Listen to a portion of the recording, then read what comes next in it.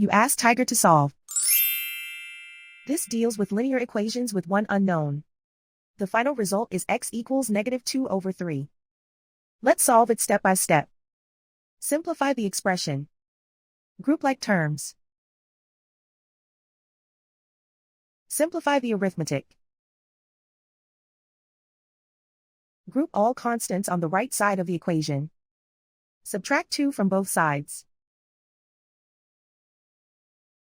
Simplify the arithmetic.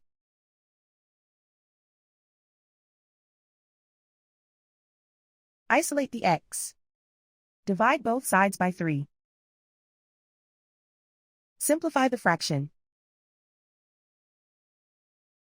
And so the final result is x equals -2/3.